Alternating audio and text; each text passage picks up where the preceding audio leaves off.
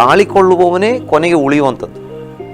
ಇದು ದೇವರ ವಾಕ್ಯದಲ್ಲಿ ಯೇಸುಸ್ವಾಮಿ ಹೇಳಿದ ವಾಕ್ಯ ಅಷ್ಟೇ ಅಲ್ಲ, ಇದು ಕೇವಲ ದೇವರ ಮಕ್ಕಳಿಗೆ ಮಾತ್ರ ಅನ್ವಯ ಅಲ್ಲ, ಇಡೀ ಪ್ರಪಂಚಕ್ಕೆ ಅನ್ವಯ. ಅದಕ್ಕೆ ಯಾರು ತಾಳಿಕೊಳ್ಳಲಿಕ್ಕೆ ಸಿದ್ಧರಿದ್ದಾರೆ, ಹಿಂಸೆ ಬರ್ಬೋದು, ನಿಂದೆ ಬರ್ಬೋದು, ನಷ್ಟ ಬರಬಹುದು, ಕಷ್ಟ ಬರಬಹುದು, ತಾಳ್ಕೊಳ್ಳಿಕ್ಕೆ ಸಿದ್ಧನಿದ್ದವನು ಅವನು ಬಹಳ.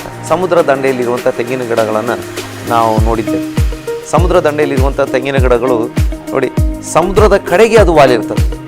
ಹೆಚ್ಚು ಕಡಿಮೆ ತೆಂಗಿನ ಗಿಡಗಳು ಸಮುದ್ರದ ಕಡೆಗೆ ವಾಲಿರ್ತದೆ.